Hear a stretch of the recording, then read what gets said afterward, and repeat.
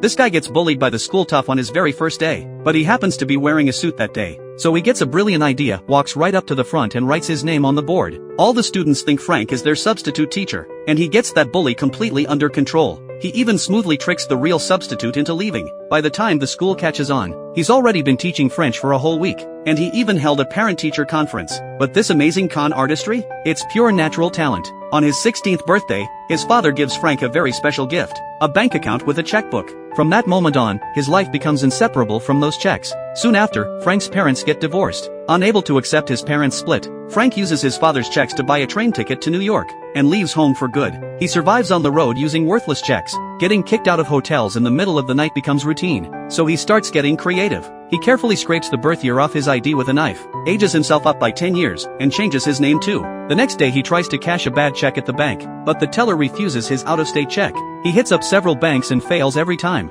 Then by chance, he spots an airline pilot on the street and gets inspired. So he poses as a student doing research at an airline company. He even gets an expired pilot's license from a supervisor. With that, he calls the company and orders himself a uniform. Just like that, he transforms into a promising young pilot. Using this identity, he successfully cashes checks at those same banks. Later he buys a check printing machine at an auction, and starts cranking out even more fake checks. In less than a year, he swindled over $1 million.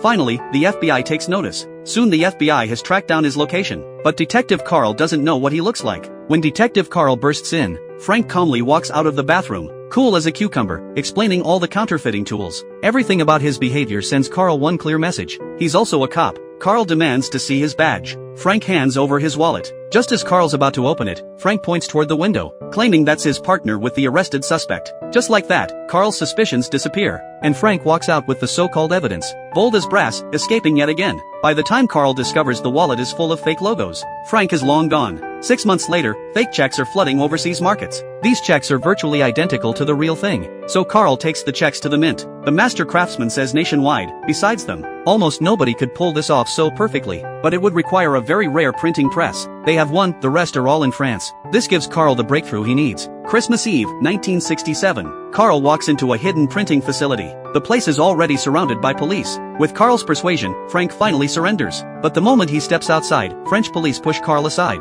and arrest Frank themselves. They're going to lock Frank away in a French prison forever. 2 years later, Frank gets extradited back to America. Frank receives a 12-year sentence, but because of his talent for spotting fake checks, he doesn't have to serve the rest of his time in prison. Instead, he spends it surrounded by cops at FBI headquarters. This is his private office, the Check Fraud Division, and that's where our story ends.